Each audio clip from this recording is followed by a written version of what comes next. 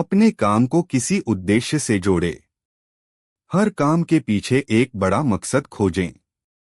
चाहे नौकरी हो, पढ़ाई, घर का काम, व्यापार, सोचें कि ये आपके जीवन, परिवार या समाज को कैसे बेहतर बनाता है। काम से जुड़ा सही उद्देश्य मिलने पर थकान कम होती है और काम करते रहने की प्रेरणा मिलती रहती है।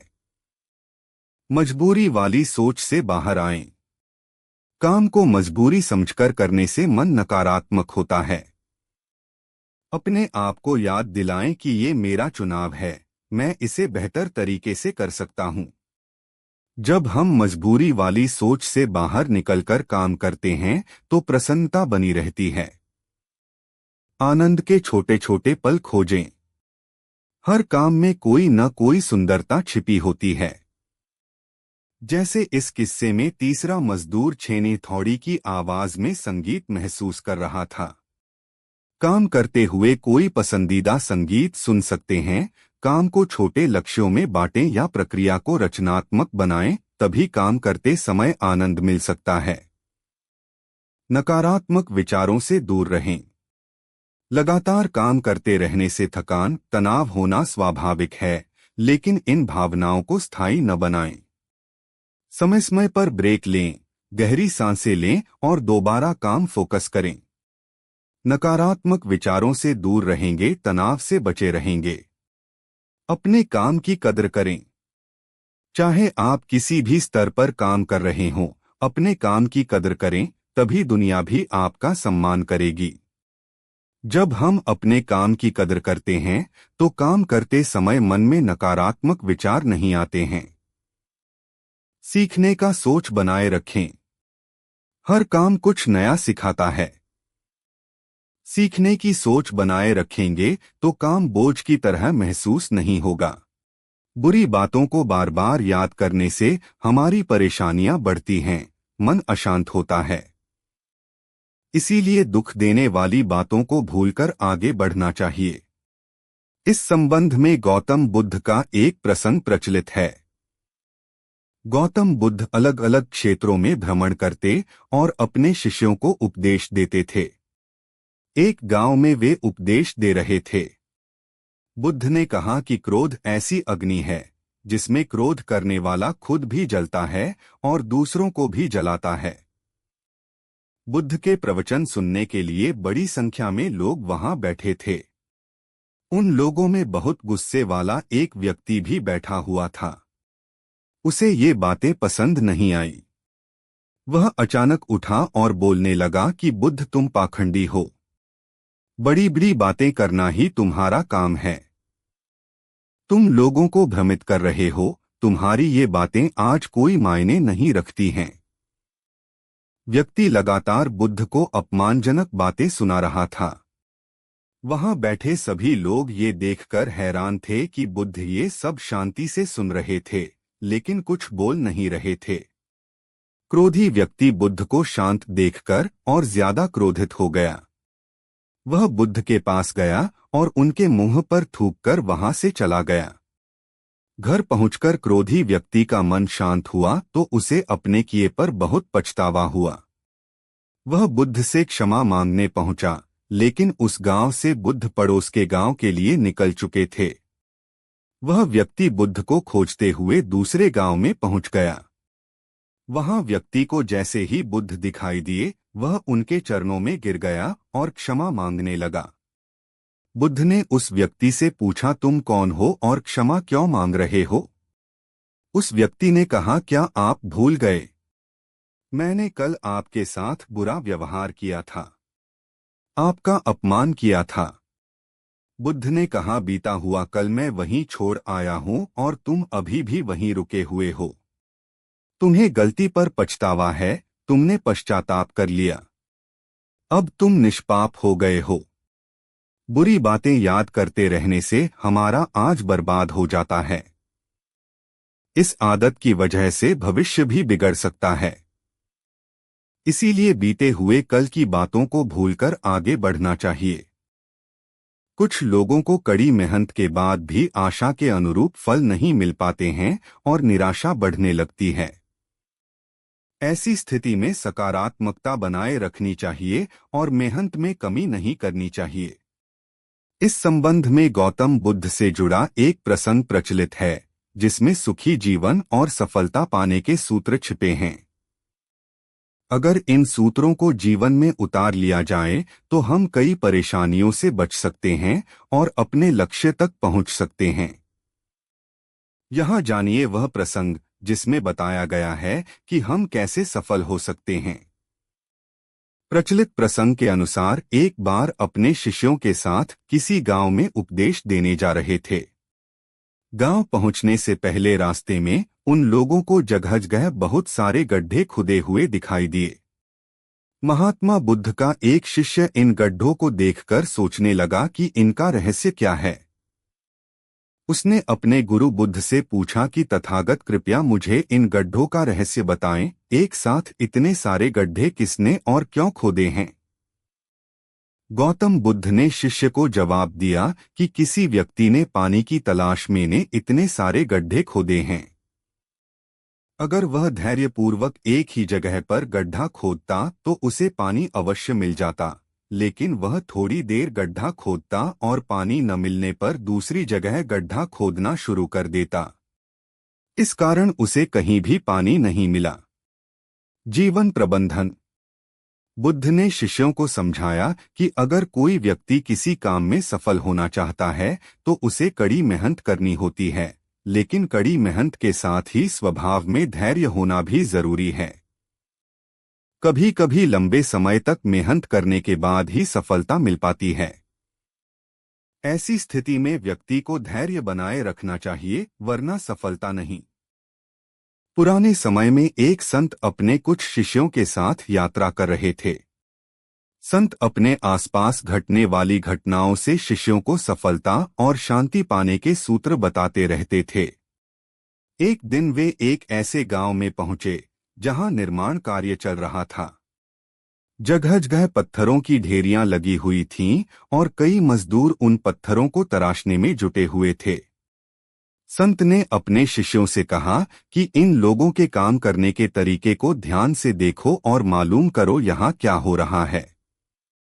गुरु की बात मानकर शिष्य आगे बढ़े और पत्थर तराशते एक मजदूर से पूछा कि भैया, यहाँ क्या बन रहा है।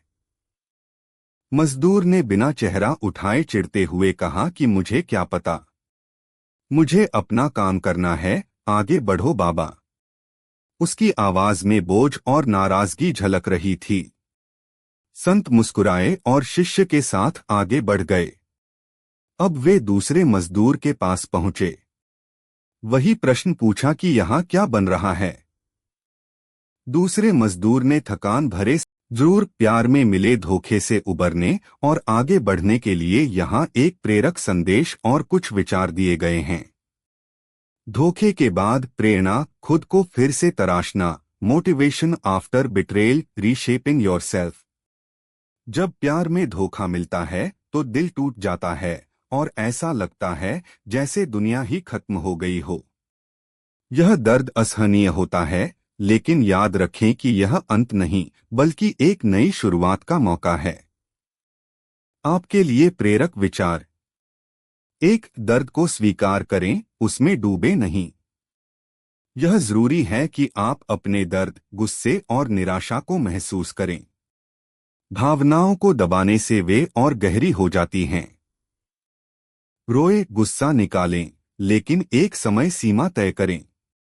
इस दर्द को अपनी कमजोरी नहीं बल्कि अपनी ताकत बनाएं। 2, यह आपकी कीमत तय नहीं करता। किसी एक व्यक्ति के धोखे का मतलब यह नहीं है कि आप में कोई कमी है। उस व्यक्ति ने अपनी सोच और अपने चरित्र के अनुसार काम किया। आपकी कीमत, वैल्यू उतनी ही है जितनी हमेशा थी। जो चला गया वह शायद आपके लायक था ही नहीं। 3, सीखें और आगे बढ़े। हर अनुभव हमें कुछ सिखाता है। इस रिश्ते से आपने क्या सीखा? क्या आपने किसी रेड फ्लैग, खतरे के संकेतों को नजरअंदाज किया? अपनी गलतियों से सीखकर भविष्य के लिए समझदार बनिए, कड़वे नहीं। 4. खुद से प्यार सबसे बड़ा प्यार है। यह समय है अपना ध्यान खुद पर केंद्रित करने का। अपनी हॉबीज, शौक को समय दें, नई चीजें सीखें, फिटनेस पर ध्यान दें।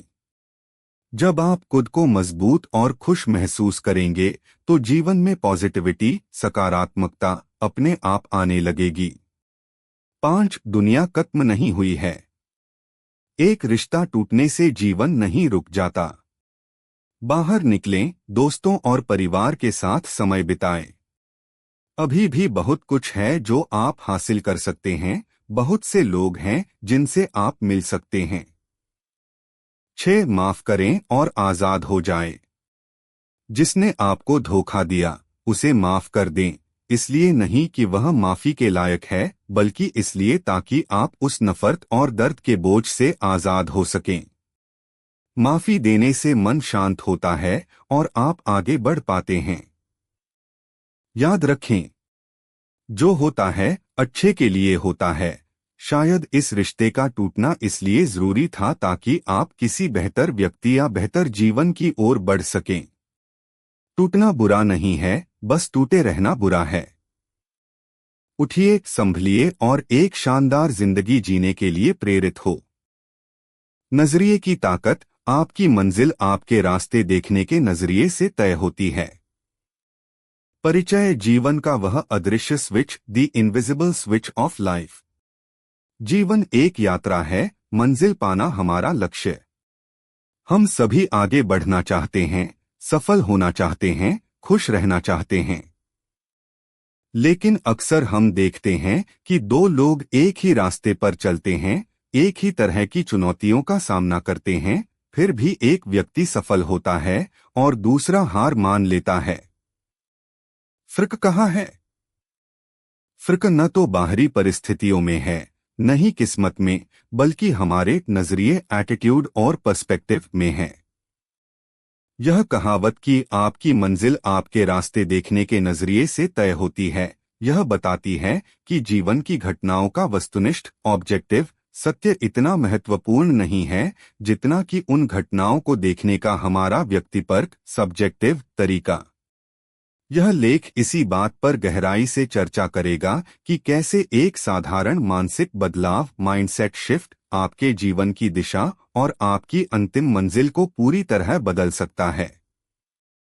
भाग 1। नजरिए की परिभाषा और शक्ति, definition and power of attitude. नजरिया केवल सकारात्मक सोच नहीं है, यह उससे कहीं ज्यादा गहरा है। यह वह मानसिक लेंस है जिससे हम दुनिया को देखते हैं, घटनाओं की व्याख्या करते हैं और फिर प्रतिक्रिया करते हैं। नजरिया एक चुनाव है। हर सुबह हमारे पास दो विकल्प होते हैं, या तो दुनिया की परेशानियों पर ध्यान केंद्रित करें या संभावनाओं पर। एक सकारात्मक नजरिया जीवन की मुश्किलों को दीवार के बजाय सीढ़ी के रूप में देखता है।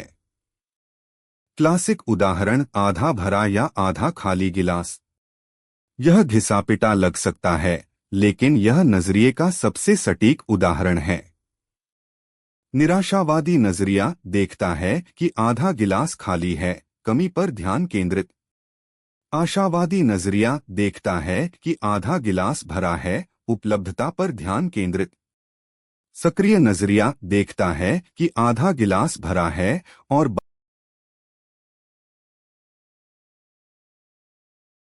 मुश्किलों को अवसरों में बदलना। मुख्य अनुप्रयोग, टर्निंग ऑब्स्टैकल्स इनटू अपॉर्चुनिटीज की एप्लीकेशन। यह इस अवधारणा का सबसे महत्वपूर्ण पहलू है। सफल लोग समस्याओं को अलग तरह से देखते हैं। एक समस्या नहीं, चुनौती, चैलेंज, नॉट प्रॉब्लम। समस्या शब्द में ही नकारात्मकता है। चुनौती शब्द कार्रवाई की मांग करता है। जब रास्ते में कोई रुकावट आती है तो नजरिया यह तय करता है कि आप रुकेंगे या रास्ता निकालेंगे। उदाहरण, नौकरी छूटना। नकारात्मक नजरिया, अब मेरा क्या होगा, मेरी किस्मत खराब है। परिणाम, निष्क्रियता, अवसाद। सकारात्मक नजरिया, यह एक संकेत हो सकता है कि मुझे अपना करियर बदलना चाहिए या अपना व्यवसाय शुरू करना चाहिए। यह कुछ नया सीखने का अवसर है। परिणाम कार्रवाई विकास। दो नियंत्रण के दायरे पर ध्यान दें। Focus on circle of control. हम जीवन में हर चीज को नियंत्रित नहीं कर सकते, जैसे महामारी, आर्थिक मंदी या किसी और का व्यवहार। लेकिन हम अपने नजरिए और अपनी प्रतिक्रिया को नियंत्रित कर सकते हैं। जिन चीजों को आप बदल नहीं सकते, उनके बारे में चिंता करना छोड़ दें और जो आप बदल सकते हैं, उस पर अपनी ऊर्जा लगाएं। 3. विफलता को सीखने का माध्यम माने। Failure as feedback. धोखा या विफलता रास्ते का अंत नहीं है, वे केवल फीडबैक हैं। नजरिया मैं असफल हो गया से मैंने एक तरीका खोज लिया जिससे यह काम नहीं करता। मंजिल तक पहुंचने के लिए कई बार गिरना पड़ता है, लेकिन सही नजरिया आपको हर बार उठने पर मजबूर करता है। भाग 3 नजरिए का मनोविज्ञान, यह कैसे काम करता है।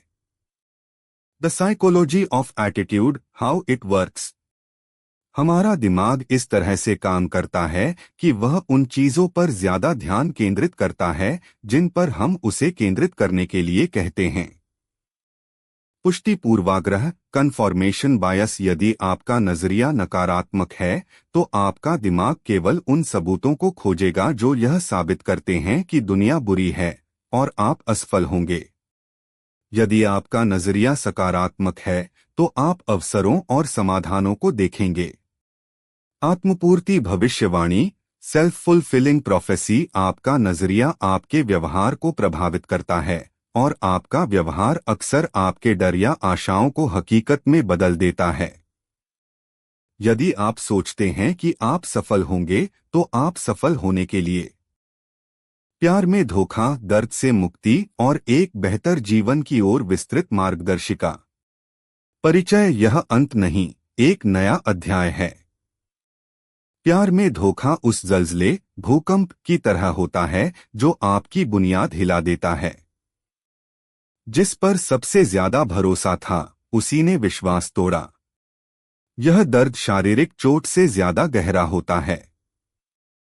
लेकिन याद रखें, हर अंधेरी रात के बाद सुबह जरूर आती है। यह गाइड आपको उस सुबह तक पहुंचने में मदद करेगी। भाग 1 दर्द को समझना और स्वीकार करना। Understanding and accepting the pain. धोखे के बाद उपचार का पहला कदम दर्द को महसूस करना है। भावनाओं की बाढ़, आप सदमे, इनकार, क्रोध, निराशा और उदासी से गुजरेंगे। ये सामान्य प्रक्रियाएं हैं। Grief process. इन भावनाओं को दबाएं नहीं। खुद को दोष न दें। अक्सर पीड़ित व्यक्ति खुद को दोषी मानने लगता है, शायद मैं काफी अच्छा नहीं था। यह सच नहीं है। धोखा देने वाले का चुनाव उसकी अपनी कमजोरी है, आपकी नहीं। समय दें, घाव भरने में समय लगता है। कोई शॉर्टकट नहीं है। जल्दी ठीक होने की जिद न करें।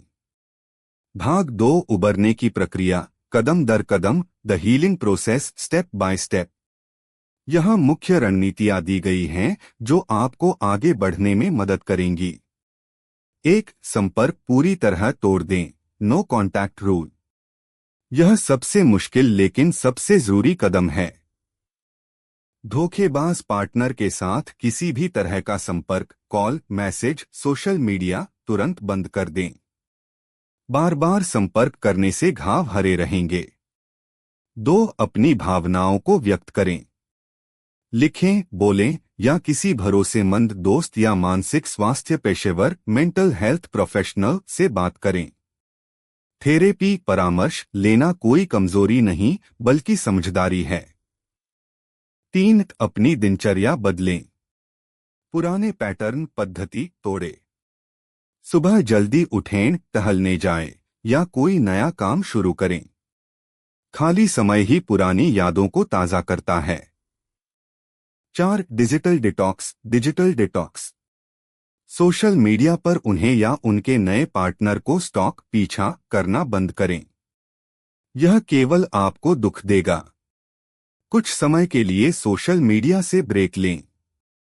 भाग 3, प्रेरणा और व्यक्तिगत विकास, मोटिवेशन एंड पर्सनल ग्रोथ। धोखे को एक अवसर में बदलें, खुद को फिर से तराशने का अवसर। एक, खुद से प्यार, सेल्फ लव पर ध्यान दें। रिश्ते में शायद आप दूसरों को खुश करने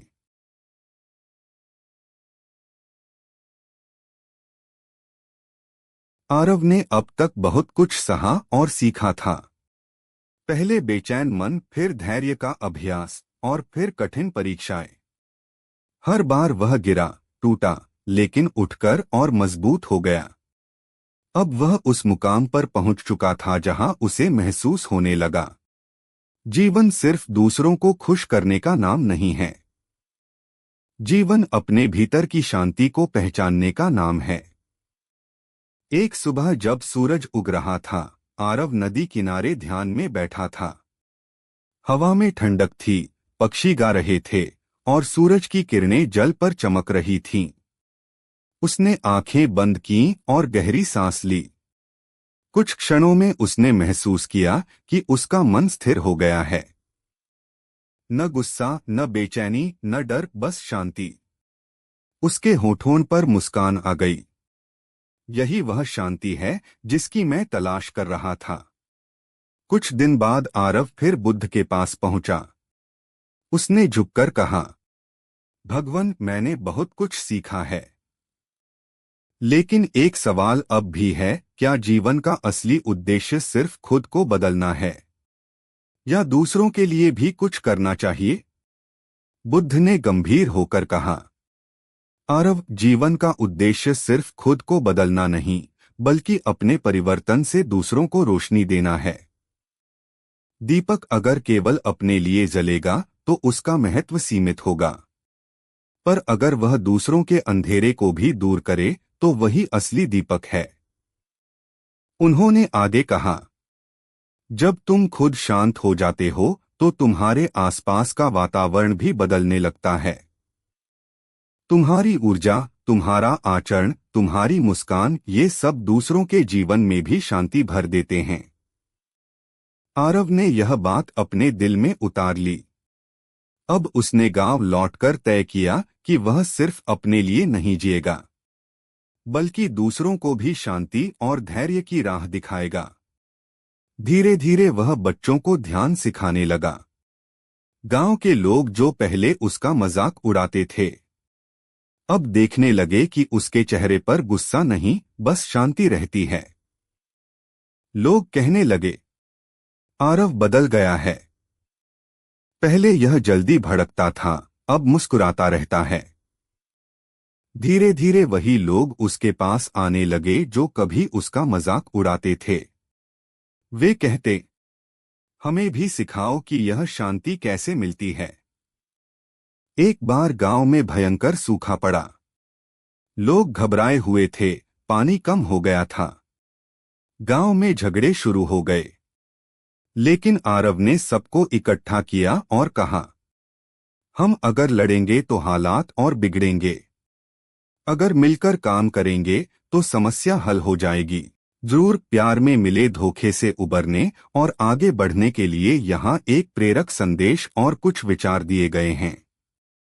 धोखे के बाद प्रेरणा, खुद को फिर से तराशना, motivation after betrayal, reshaping yourself.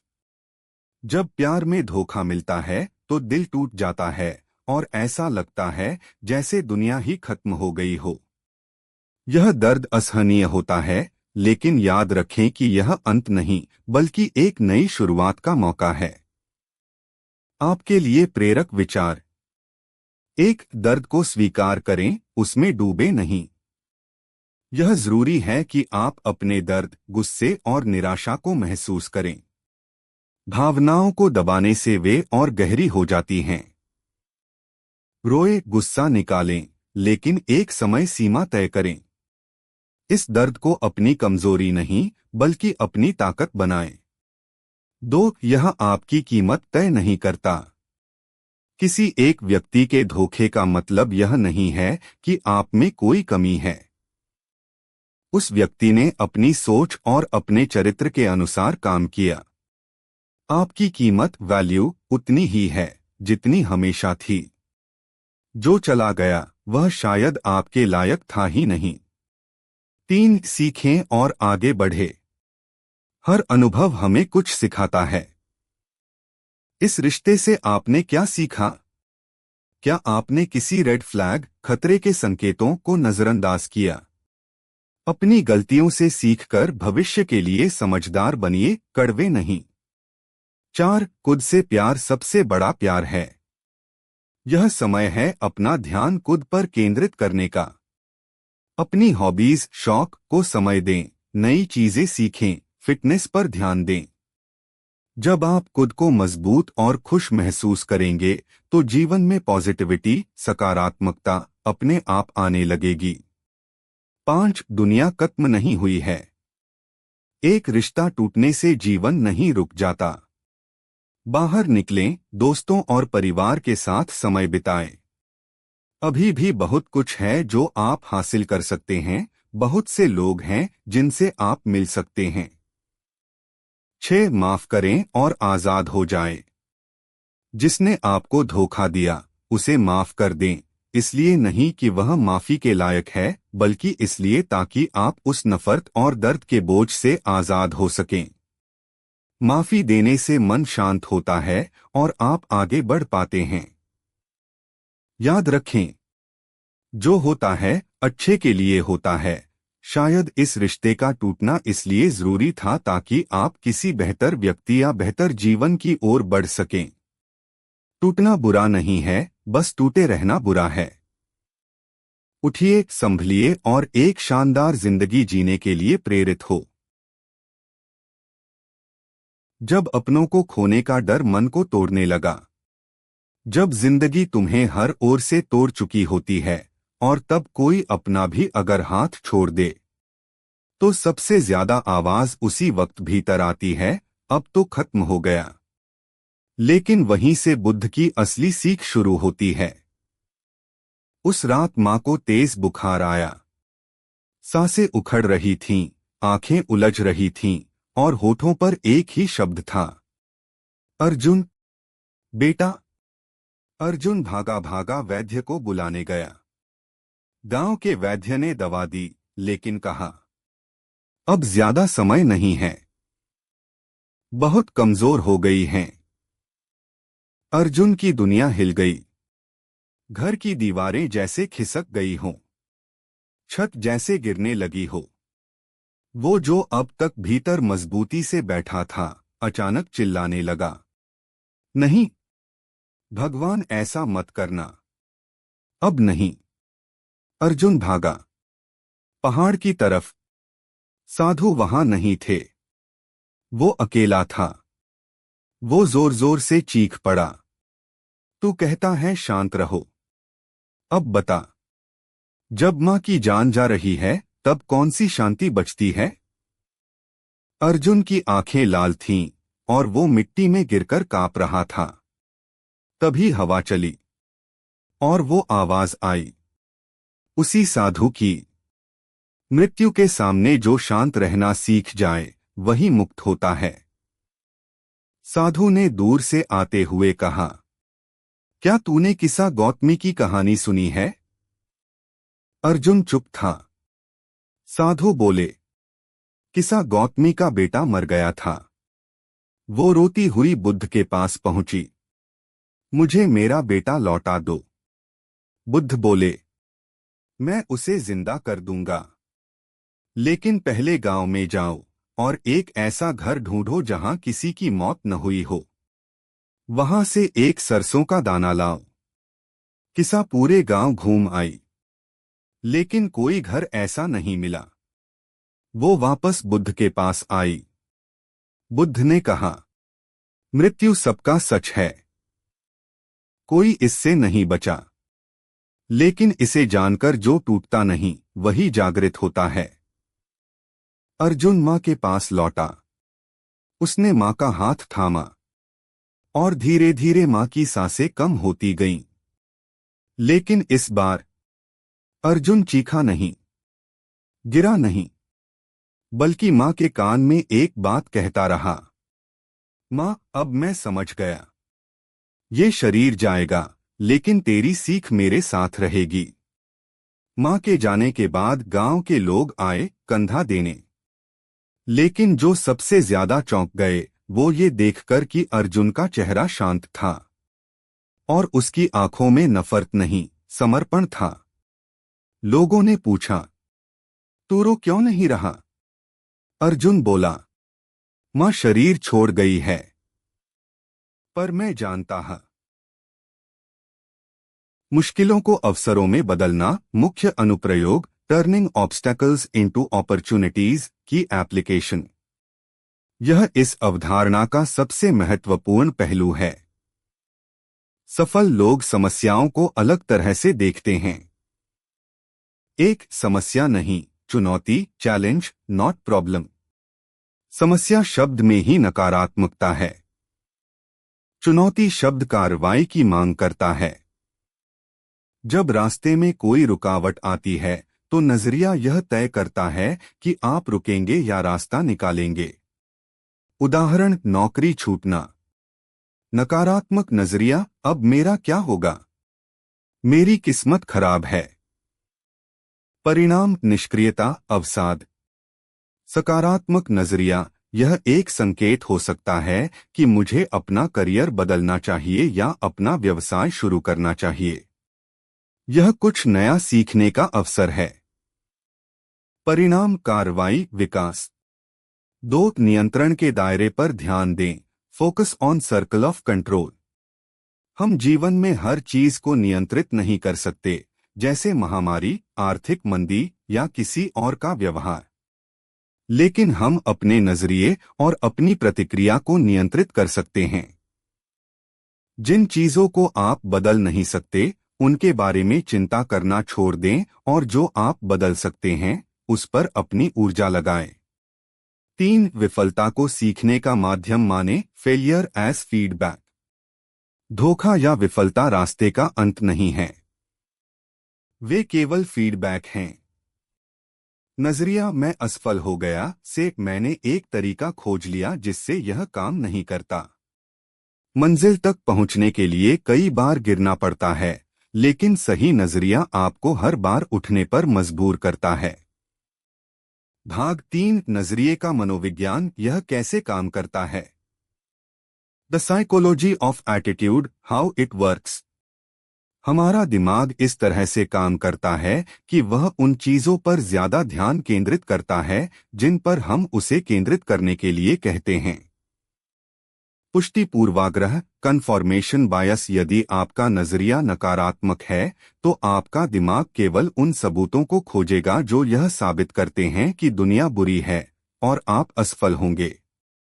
यदि आपका नजरिया सकारात्मक है तो आप अवसरों और समाधानों को देखेंगे। आत्मपूर्ति भविष्यवाणी, सेल्फ फुलफिलिंग प्रोफेसी। आपका नजरिया आपके व्यवहार को प्रभावित करता है और आपका व्यवहार अक्सर आपके डर या आशाओं को हकीकत में बदल देता है। यदि आप सोचते हैं कि आप सफल होंगे तो आप सफल होने